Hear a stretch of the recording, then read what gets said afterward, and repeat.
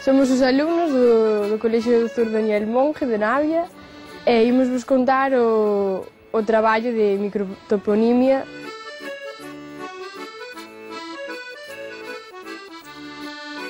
Mira, estes son os mapas que trouxemos do colegio para que nos digas o nome das fincas, se sabes alguna. Sí, algunhas sí. E de ríos, sí. penas, ten lendas ou cousas así. Sí. Pois consiste en marcar os montes e poñer os nombres das fincas nun libro que nos facilitaron os profesores. E é preguntar onde non sabes, tens que preguntar ás persoas da zona. Preguntamos aos veciños, cazadores, e algo tamén nosos abuelos, os pais, tíos tamén, onde estaban situadas as fincas e o nombre delas, porque nós non sabemos moito. Cada finca hai que pintala dun color, e os ríos e os montes e todo, cada cousa dun color, e os límites parroquiais.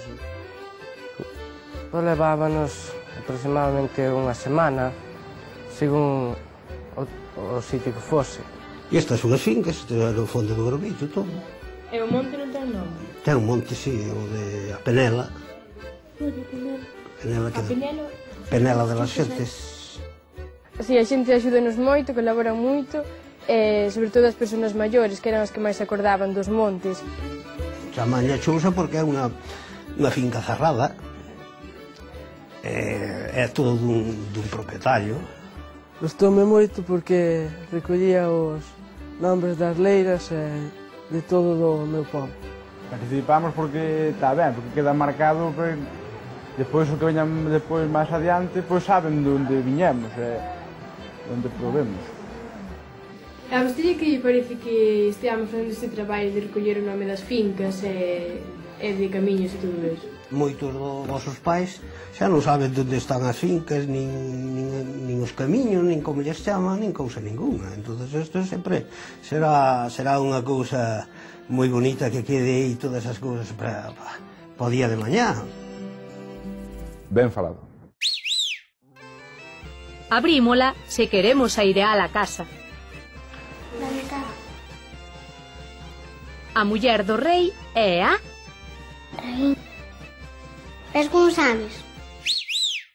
Cando se produce unha situación de emerxencia, os servicios de salvamento necesitan unha referencia, e a mellor referencia é o nome do sitio sobre un mapa. O problema está en que os lugares deshabitados a veces non teñen nome. Este é o gran problema do Canadá, onde os científicos teñen que continuamente estar inventando nomes para poder cubrir todo o territorio. Galicia, en cambio, debe de ser un dos lugares habitados dende máis antigo no mundo, porque aquí é prácticamente imposible encontrar un sitio que non teña o seu nome. O problema está para Galicia en que, co abandono da agricultura, moitos destes nomes estánse esquecendo porque penden só da memoria dos máis vellos. Por iso, se está facendo un traballo moi grande de recolleita da microtoponimia. Por iso é bonito que este colexio de Navia de Suarna e outros que acudiron á nosa chamada estean colaborando neste salvamento científico tan importante. Hoxe vostedes deben decirlle aos seus fillos ou aos seus netos se no seu colexio están colaborando con isto. Todos temos que colaborar porque é unha emerxencia.